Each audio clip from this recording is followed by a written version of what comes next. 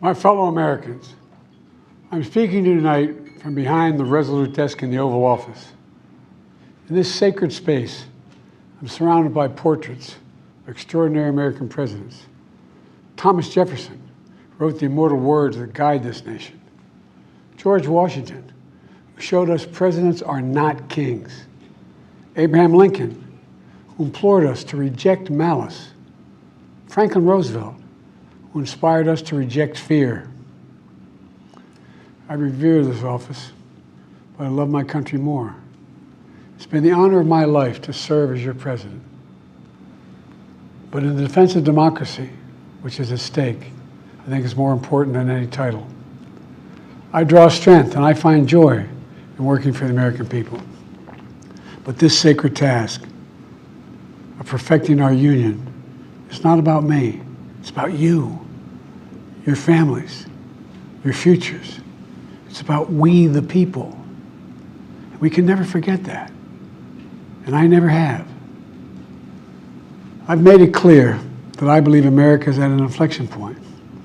One of those rare moments in history when the decisions we make now will determine our fate of our nation and the world for decades to come.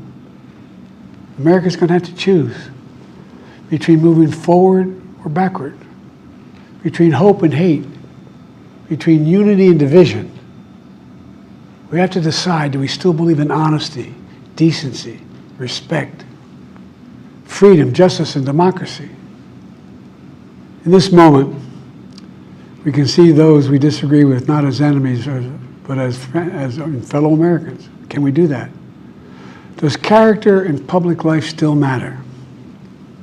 I believe I know the answer to these questions because I know you, the American people. And I know this, we are a great nation because we are good people.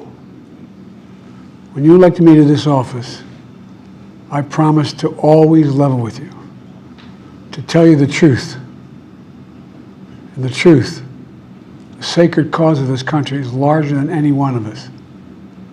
And those of us who cherish that cause, cherish it so much, a cause of American democracy itself, must unite to protect it. You know, in recent weeks, it's become clear to me that I need to unite my party in this critical endeavor. I believe my record as president, my leadership in the world, my vision for America's future, all merited a second term. But nothing can come in the way of saving our democracy. That includes personal ambition. So I've decided the best way forward is to pass the torch to a new generation. That's the best way to unite our nation. You know, there is a time and a place for long years of experience in public life. But there's also a time and a place for new voices, fresh voices, yes, younger voices. And that time and place is now. Over the next 6 months, I'll be focused on doing my job as president. That means I'll continue to lower costs for hardworking families, grow our economy. I'll keep defending our personal freedoms and our civil rights, from the right to vote to the right to choose. I'll keep calling out hate and extremism. Make it clear there is no place in America for political violence or any violence ever, period. I'm going to keep speaking out to protect our kids from gun violence, our planet from climate crisis that is the existential threat. And I will keep fighting for my cancer moonshot so we can end cancer as we know it, because we can do it. And I'm going to call for Supreme Court reform because this is critical to our democracy, Supreme Court reform. You know, I will keep working to ensure America remains strong and secure and the leader of the free world. I'm the first president in this century to report to the American people that the United States is not at war anywhere in the world.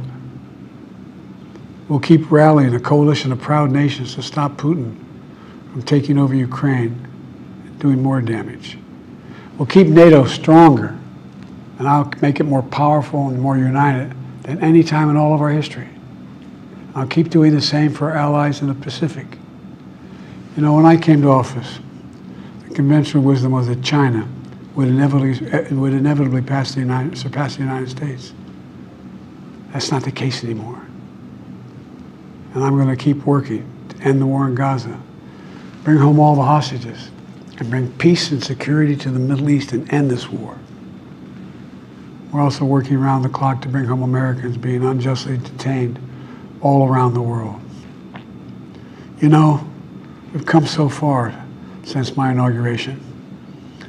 On that day, I told you, as I stood in that winter, we stood in a winter of peril and a winter of possibilities. Peril and possibilities. We were in the grip of the worst pandemic in a century. The worst economic crisis since the Great Depression. The worst attack on our democracy since the Civil War. But we came together as Americans, and we got through it. We emerged stronger, more prosperous, and more secure.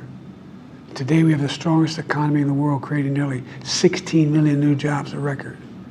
Wages are up. Inflation continues to come down. The racial wealth gap is the lowest it's been in 20 years. We're literally rebuilding our entire nation, urban, suburban, rural, and tribal communities. Manufacturing has come back to America. We're leading the world again in chips and science and innovation. We finally beat Big Pharma after all these years to lower the cost of prescription drugs for seniors. And I'm going to keep fighting to make sure we lower the cost for everyone, not just seniors. More people have health care today in America than ever before. And I signed one of the most significant laws helping millions of veterans and their families who were exposed to toxic materials. You know, the most significant climate law ever in the history of the world. The first major gun safety law in 30 years. And today, the violent crime rate is at a 50-year low. We're also securing our border. Border crossings are lower today than when the previous administration left office. I've kept my commitment to appoint the first black woman to the Supreme Court of the United States of America. I also kept my commitment to have an administration that looks like America and be a president for all Americans.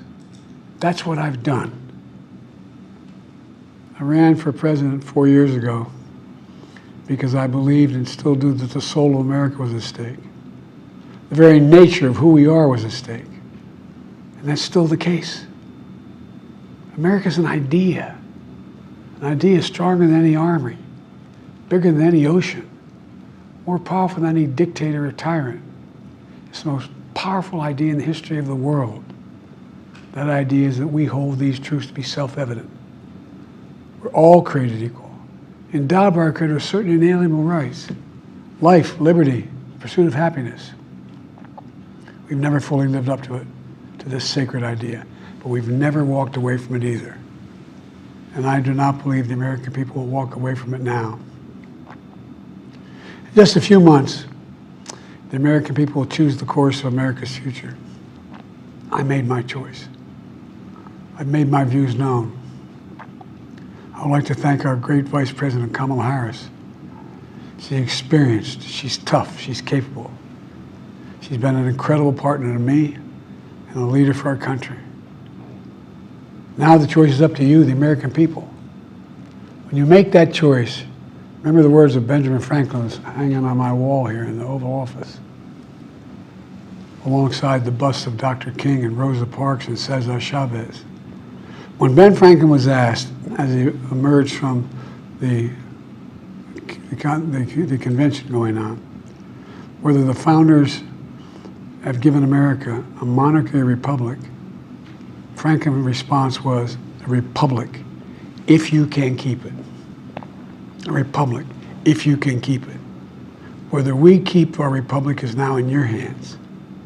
My fellow Americans, it's been the privilege of my life to serve this nation for over 50 years.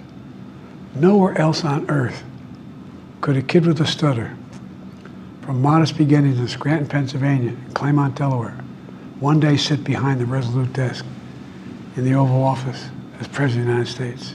But here I am. That's what's so special about America. We're a nation of promise and possibilities, of dreamers and doers, of ordinary Americans doing extraordinary things. I've given my heart and my soul to our nation, like so many others.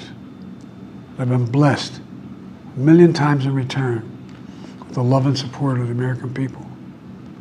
I hope you have some idea how grateful I am to all of you.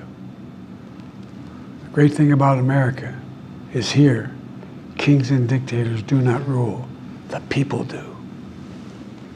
History is in your hands. The power is in your hands. The idea of America lies in your hands. We just have to keep faith, keep the faith, and remember who we are. We're the United States of America, and there's simply nothing beyond our capacity when we do it together. So let's act together, preserve our democracy. God bless you all, and may God protect our troops. Thank you.